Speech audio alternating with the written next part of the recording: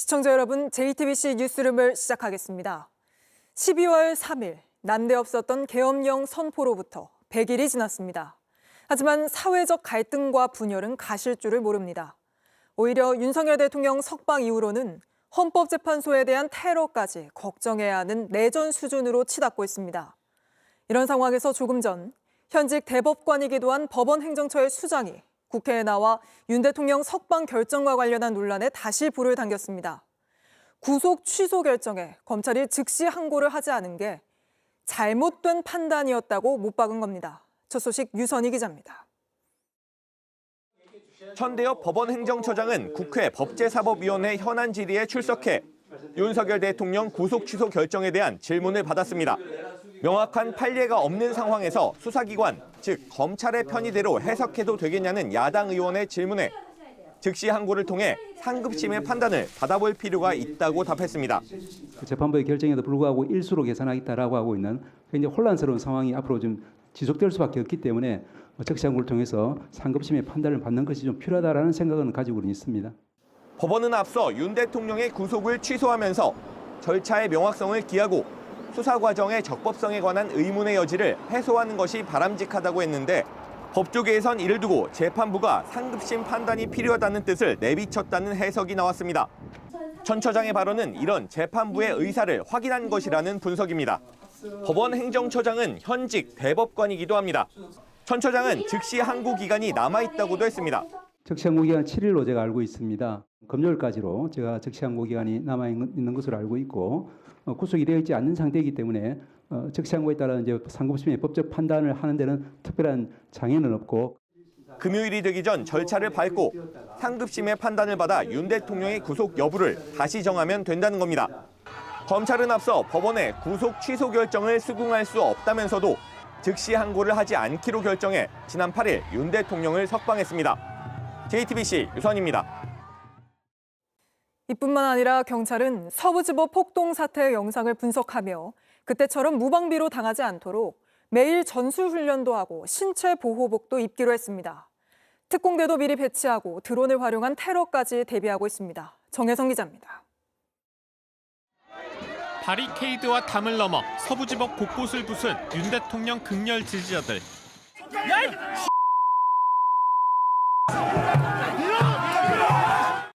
윤 대통령 구속영장을 발부한 판사를 색출한다며 집무실 앞까지 찾아갔습니다.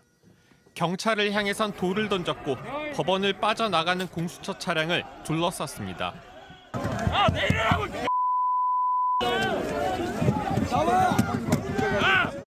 당시 경찰에선 미처 상상할 수 없었던 사건이란 얘기가 나왔습니다. 경찰은 서부지법 폭동을 복귀해 맞춤형 훈련을 하고 있습니다. 경찰 고위 관계자는 당시 영상을 보며 매일 전술훈련을 하고 있다고 설명했습니다. 경찰 버스를 타고 넘어오는 경우 등 다양한 상황을 가정한 진압 훈련도 하고 있다고도 했습니다. 서부지법 폭동 땐 무방비로 당한 경찰은 이번엔 신체 보호복을 입고 현장에 섭니다.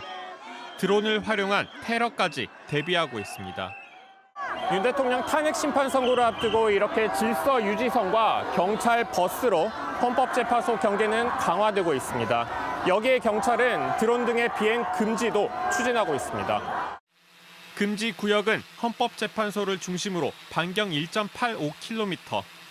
기간은 내일 자정부터 이달 말까지입니다. 경기 남태령에 있는 경찰 특공대를 선고일 전에 서울 도심 곳곳에 전진 배치할 계획인 거로 확인됐습니다. 드론 탐지기와 방해기를 갖춘 특공대가 드론 등을 태워버리거나 추락시켜서 수거한다는 겁니다. 특공대는 폭발물도 대비하고 있습니다. 서부지법 폭동 사태를 막지 못한 경찰은 이번엔 모든 경우의 수를 검토하고 있습니다. JTBC 정혜성입니다. 윤 대통령 탄핵을 막아야 한다고 주장하는 한국사 강사 전한길 씨가 오늘 국민의힘 의원 초청으로 국회에서 강의를 했습니다. 부정선거 음모론을 내세우면서 국회 해산까지 할 수 있다는 근거 없는 주장을 쏟아냈습니다. 황예린 기자입니다. 헌법재판소 앞에서 탄핵 각하 시위에 나섰던 강승규 국민의힘 의원. 오늘은 국회에서 국민 저항권을 주제로 한 세미나를 열었습니다. 여러분들의 저항으로 구속 취소라는 작은 결실을 얻어냈습니다. 마지막 남은 것은 대통령 탄핵에 대한 각하를 통해서 국헌 질서가 바로잡히는 오선 중진 나경원 의원도 한마디 보탰고 여러분들의 정말 그동안의 행동이 대한민국의 법 질서를 다시 세우는데 큰 역할을 하게 되기를.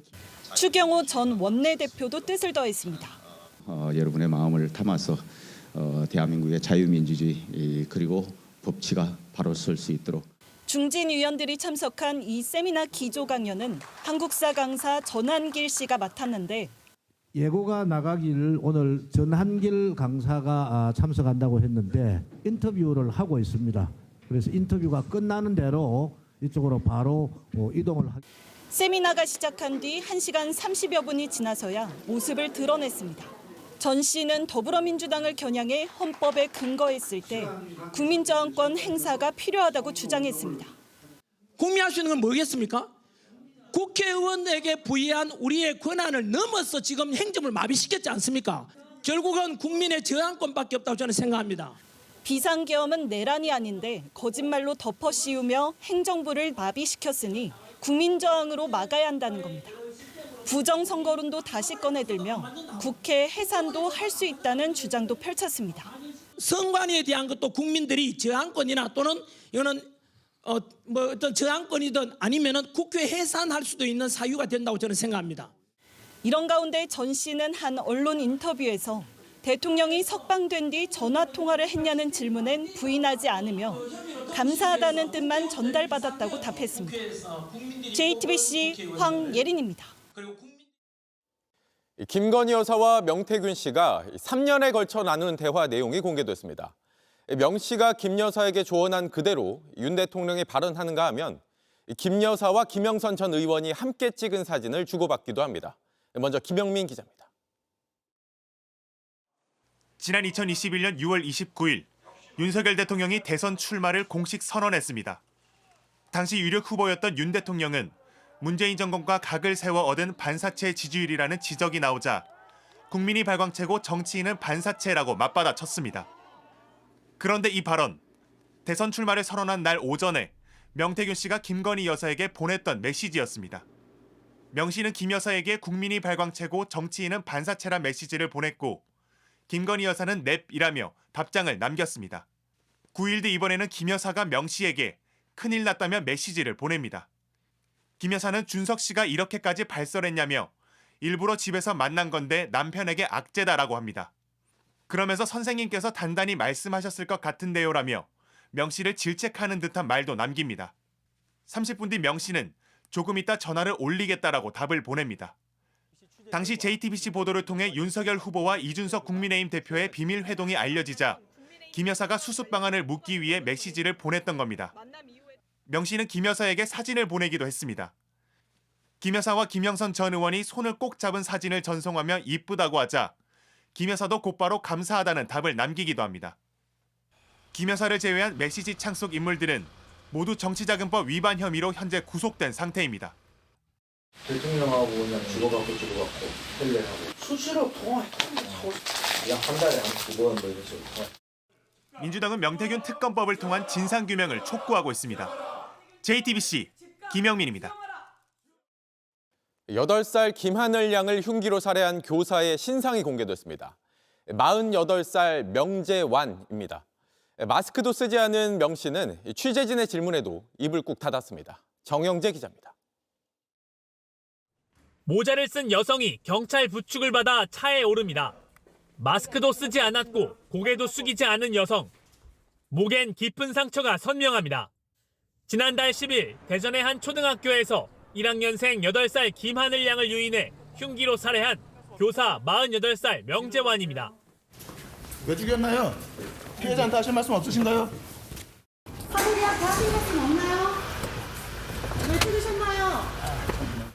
경찰은 오늘 명 씨의 얼굴과 나이, 이름을 공개하고 사건을 검찰로 넘겼습니다. 김하늘 양을 해치고 흉기로 자해를 해 병원 치료를 받다 사건 25일이 지난 이달 7일 체포돼 구속됐습니다. 혐의는 특정범죄 가중처벌법상 미성년자 약취 유인 살해입니다. 명 씨는 돌봄 교실이 끝나고 집으로 돌아가는 김하늘 양을 책을 준다면서 시청각실로 유인해 살해했기 때문입니다. 미성년자를 약치 유인해서 살해하면 이 죄명이 적용이 되고 형량은 일반 살인죄보다 무거워서 무기징역과 사형으로 지정되어 있습니다. 명 씨는 범행 당일 근처 주방용품 판매점에서 흉기를 구매했습니다. 경찰은 계획 범죄에 무게를 두고 있습니다. 명 씨는 범행 7일 전부터 살인 기사 등을 검색했는데 이때부터 누군가를 살해하려는 마음을 먹었다고 경찰은 의심하고 있습니다. 우울증 등 정신질환과 이번 범행은 관련이 없다고 전문가들은 보고 있습니다. 프로파일러 1차 소견 결과 반사회적 인격장애 사이코패스는 아닌 것으로 나왔습니다. JTBC 정영재입니다. JTBC 뉴스를 시청해주셔서 고맙습니다. 저희는 저녁 6시 30분 뉴스룸에서 뵙겠습니다.